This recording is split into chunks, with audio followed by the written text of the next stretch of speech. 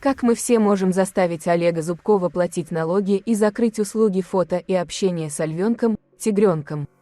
Зубков обворовывает простых граждан, не внося налоги в казну Российской Федерации, лишая тем самым поступлений в бюджет на выплаты пенсий, строительство дорог, бесплатную медицину, обеспечение военных. При этом он набивает исключительно свой карман деньгами за счет животных, которых он использует в коммерческих целях. Поэтому каждый из вас может принять участие в написании этого заявления, поскольку Зубков никак не сможет доказать, что вас не было в парке львов Тайган, а вы и не должны это делать. Налоговая просто обязана отреагировать на ваше заявление и провести проверку. Конечно, в идеале будет, если вы действительно его посещали, пользовались этими услугами и у вас есть фото и видео доказательства. Бланк заявления я скинула в свой телеграм-канал. Вы можете его скачать и воспользоваться им, либо напечатать от себя, сохранив его в текстовом формате. Содержание заявления примерно следующее: при посещении парка львов Тайган такого-то числа, в такое-то время, по адресу Республика Крым, город Белогорск, улица Лавандовая, 1, мне стал известен факт, что продажа билетов при входе осуществляется только за наличные деньги. О чем также информируют вывески возле кассы и на официальном сайте, а значит, не может учитываться реальная прибыль для уплаты налогов.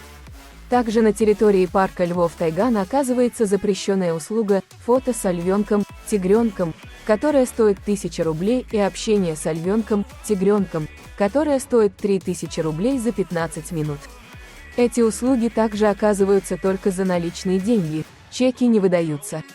Прошу вас провести проверку по факту сокрытия реальной прибыли и уклонения от уплаты налогов, а также получения прибыли при оказании услуг, запрещенных законом РФ.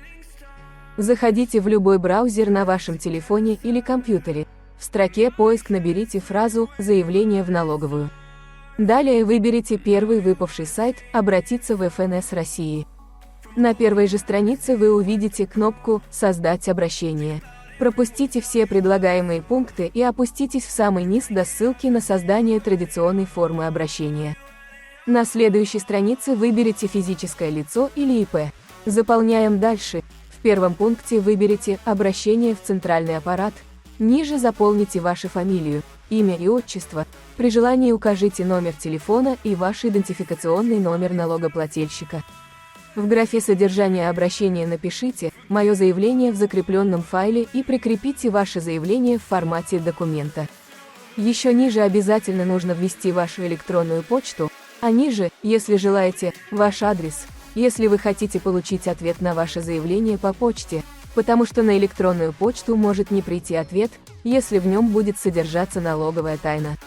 И отправляйте ваше обращение, а дальше будем дружно наблюдать, как Алексагина будет стоять раком на мостиках над саванной. Зубков человек даун. Зубков человек дебил, то дебил. Литературное слово. Единственное, я вас очень прошу принять всех в этом участие, а не думать, что это сделает кто-то вместо вас. Спасибо вам за вашу поддержку.